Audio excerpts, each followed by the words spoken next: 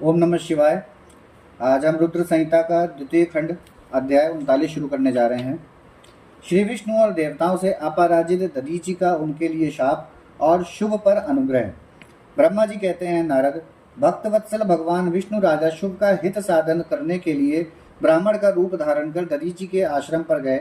वहां उन जगत गुरु श्रीहरि ने शिव भक्त शिरोमणि ब्रह्म ऋषि दधीचि को प्रणाम करके शुभ के कार्य की सिद्धि के लिए उद्यत हो उनसे यह बात कही। श्री विष्णु बोले, भगवान शिव की आराधना में तत्पर रहने वाले अविनाशी ब्रह्म ऋषि दधीचि, मैं तुमसे एक वर मांगता हूँ, उसे तुम मुझे दे दो। शुभ के कार्य की सिद्धि चाहने वाले देवादिदेव श्रीहरि के इस प्रकार याचना करने पर शैव शिरोमणि दधीचि ने शीघ्र ही भगवान विष्णु से इस प्रकार कहा। दधीचि बोले, ब्राह्मण, आप क्या चाहते हैं यह मुझे ज्ञात हो गया।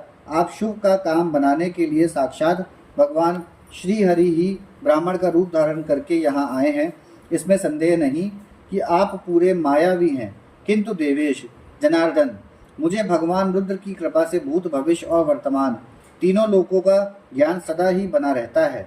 सुव्रत, मैं आपको जानता हूँ, आप पापहारी श्री हरि एवं विष्णु हैं। यह ब्राह्मण का वेश छोड़िए। दुष्ट बुद्धि वाले राजा शुभ ने आपकी आराधना की है, इसलिए आप पधारे हैं। भगवान हरे, आपकी भक्त वत्सलता को मैं भी जानता हूँ। यह छल छोड़िए, अपने रूप को ग्रहण कीजिए और भगवान शंकर के स्मरण में मन लगाइए। मैं भगवान शंकर की आराधना में लगा रहता हूँ। ऐसी दशा में भी यदि मुझमें किसी को भय हो तो आप उसे यत्नपूर्वक सत्य की शपथ के साथ कहिए। मेरा मन शिव के स्मरण में ही लगा रहता है। मैं कभी झूठ नहीं बोलता, इसलिए संसार में किसी देवता या दैत्य से भी मुझे भय नहीं होता। श्री विष्णु बोले, उत्तम व्रत का पालन करने वाले दधीचि, तुम्हारा भय सर्वथा नष्ट ही है, क्योंकि तुम शिव की आराधना में तत्पर रहते हो, इसलिए सर्वज्ञ हो। परंतु मेरे कहने से तुम एक बार अपने प्रतिद्वंदी राजा शुभ से जाकर कह दो कि राजेंद्र, मैं तुमसे डरता हूँ। भगवान विष्णु का यह वचन सुनकर भी शैव शिरोमणि महामुनि दधीचि निर्भय ही रहे और हंसकर बोले। दधीचि ने कहा, मैं देवादिदेव पिनाक पाणी भगवान शंभु के प्रसाद से कहीं कभी किसी से और किंचित मात्र भी नहीं डरता, सदा ही निर्भय रहता हूँ। इस पर श्रीहरि ने मुनि को दबाने की चेष्टा की। देवताओं ने भी उनका साथ दिया, किंतु सबके सभी अस्त्र कुंठित हो गए। तदंतर भगवान श्री विष्णु ने अगणित गणों की सृष्टि की, परंतु महर्षि ने उनको भी भस्म कर दिया। तब भगवान ने अपनी अनंत विष्णु मूर्ति प्रकट की। यह सब देखकर च्वयन कुमार ने वहां जगदीश्वर भगवान विष्णु से कहा। दधीचि बोले, महाप्रभु, माया को त्याग दीजिए। विचार करने से यह प्रतिभा समात्र प्रतीत होती है। माधव, मैंने सहस्त्रों दुर्विजय वस्तुओं को जान लिया है। आप मुझमें अपने सहित संपूर्ण जगत को देखिए।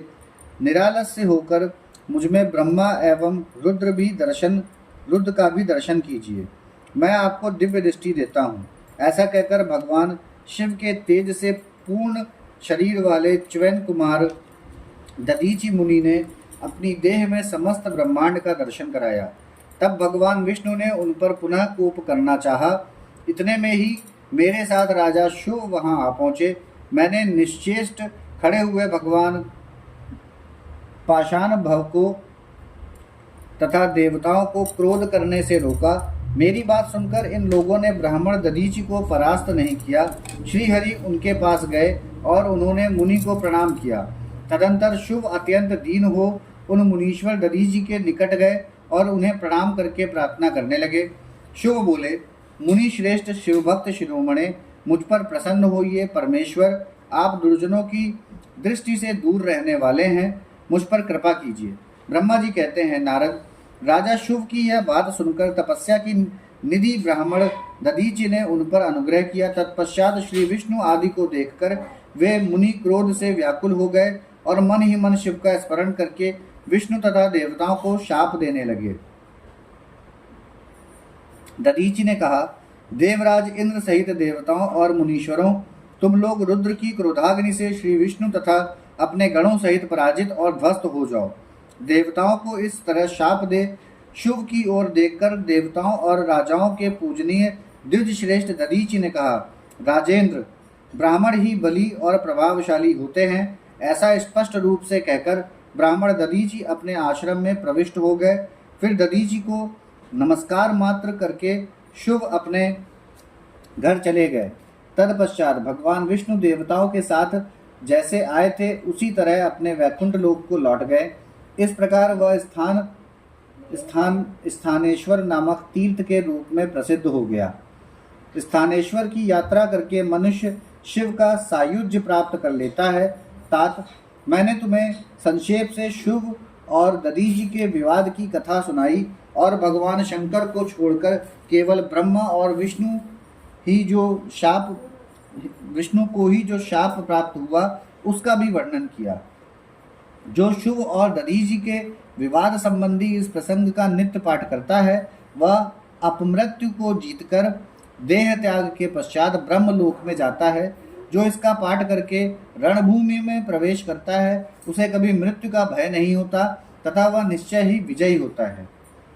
यहाँ हमारा अध्याय 39 समाप्त होता है। ओम नमः शिवाय।